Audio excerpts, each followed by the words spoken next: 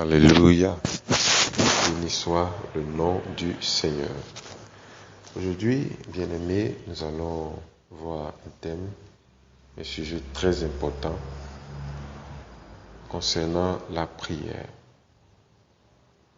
Le thème est intitulé comme suit: La prière fervente du juste.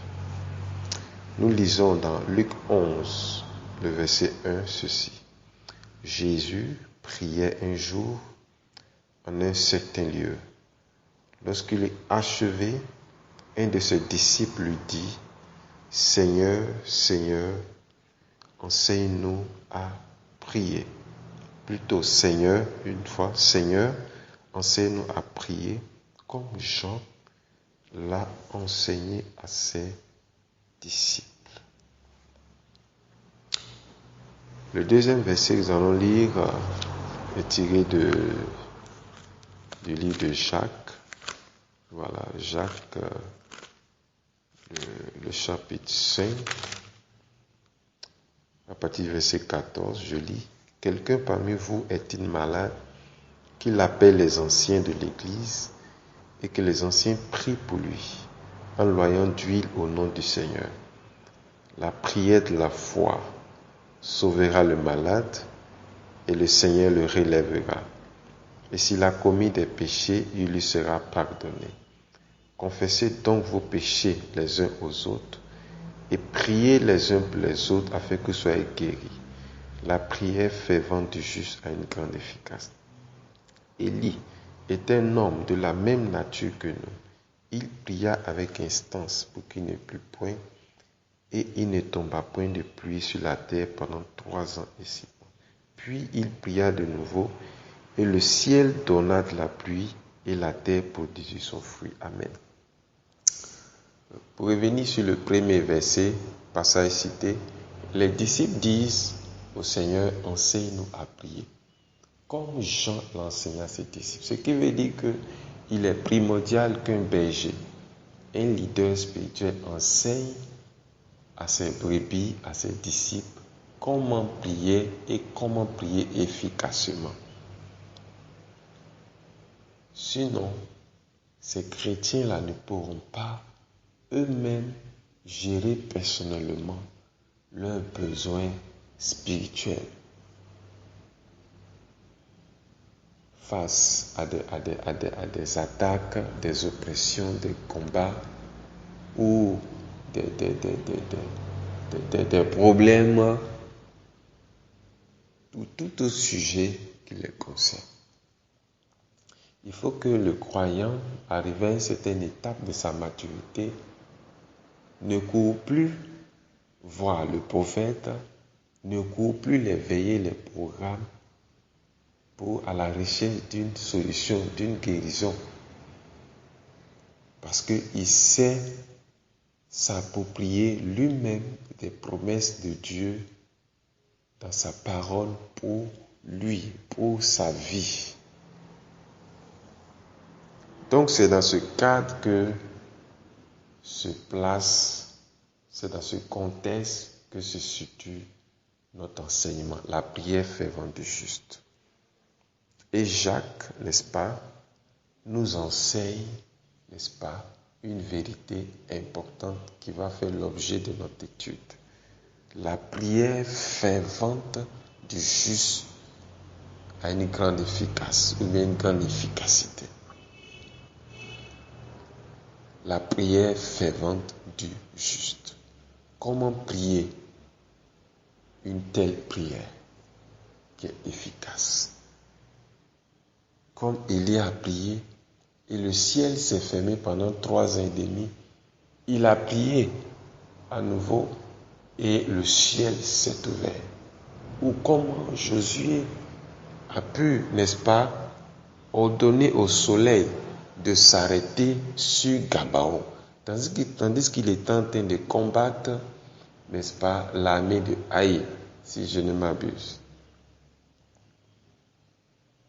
En 6 points, nous allons développer, n'est-ce pas, comment prier avec efficacité.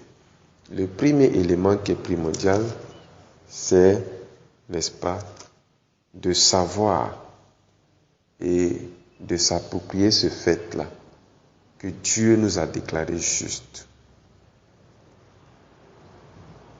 La justification, mais le fait d'être rendu juste par Dieu, c'est l'acte juridique, c'est un décret que Dieu, le juge, prend pour dire que toi, tu es acquitté. Devant la cour pénale ou la cour de justice de Dieu, nous sommes acquittés à cause du sang de Jésus-Christ. Alors on est déclaré juste. Ça dit quoi? Parfait. Christ m'a rendu parfait. C'est-à-dire Christ me donne lui sa perfection, Jésus me donne sa perfection, et lui, il prend mon habit, mon manteau de pécheur. Voici la transaction qui a eu lieu à la croix il y a plus de 2000 ans de cela. Donc lorsque je place ma foi en Jésus-Christ, Dieu, le Père me pardonne, et le sang de Jésus me purifie de tout péché. Et je ressuscite comme une nouvelle créature. Je nais de nouveau. C'est cette nouvelle créature-là qui est juste, qui peut prier. Donc, il faut que je me l'approprie. Si je ne me suis pas encore approprié cette justice-là, en confessant réellement mes péchés et en donnant ma vie à Jésus-Christ. Deuxièmement, si j'ai réellement donné ma vie à Jésus-Christ, je ne dois plus vivre dans la culpabilité ou la peur, la crainte, n'est-ce pas? À cause de mes péchés, peut-être que j'ai commis aujourd'hui, ou des péchés passés ou des péchés à venir, parce que la Bible dit j'ai été déclaré juste. Ceux qui ont cru en Jésus-Christ ont été rendus parfaits à tout jour. Quels que soient mes péchés d'aujourd'hui, quand Dieu me voit, il me voit parfait, il me voit juste. Ce qui ne veut pas dire, bien entendu, de vivre comme on veut. Parce que la Bible dit, prenez garde, car si nous péchons volontairement, n'est-ce pas? Ça, c'est dans Hébreux 10, verset 36, Hébreux 10, verset 26 à 27. Il dit, car si nous péchons volontairement, après avoir reçu la connaissance de la vérité, il ne reste plus de sacrifice pour les péchés, mais une attente terrible du jugement et l'ardeur d'un feu qui dévorera les rebelles. Donc, ce premier élément-là est important. On va aller pas à pas en plusieurs messages pour que chacun puisse bien comprendre. Donc, ce premier élément qui vient d'être développé est important. Est-ce que j'ai été justifié par le sang de Jésus-Christ? Et si je suis justifié, est-ce que je ne vis pas toujours dans la crainte, la peur, la culpabilité de ne pas d'être rejeté par Dieu, de ne pas être aimé de Dieu ou de ne pas être accepté de Dieu? La Bible dit, si nous confessons nos péchés, il est fidèle et juste pour nous les pardonner. Et le sang de Jésus, son Fils, nous purifie de toute iniquité. Si j'ai péché, s'il m'arrive de pécher, je me répands et Dieu efface ces choses-là. Et le regard de Dieu sur moi ne change pas, quels que soient mes péchés, mes faiblesses. Il me voit juste, parce qu'il me voit au travers de Jésus, son Fils, qui est l'homme parfait. C'est seul par Jésus-Christ que nous pouvons voir entrer au ciel, pas par nos œuvres, parce que nous sommes pécheurs de nature et nous pratiquons le péché. Mais le sang de Jésus ôte ce péché-là et nous rend purs et nous rend blancs devant le Seigneur. Donc si tu m'écoutes, tu n'as pas encore fait la paix avec Christ, c'est l'occasion pour toi de confesser tes péchés, d'abandonner tes péchés et de recevoir la vie nouvelle en Jésus-Christ.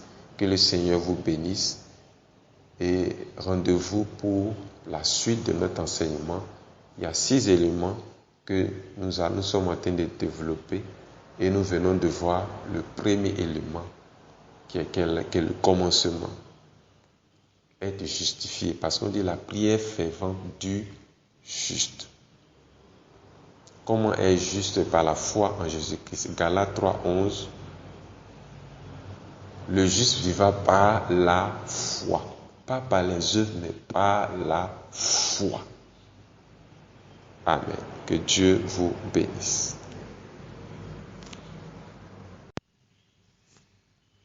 Alléluia. Béni soit le nom du Seigneur. Aujourd'hui, bien-aimés, nous allons voir un thème, un sujet très important concernant la prière. Le thème est intitulé comme suit: La prière fervente du juste.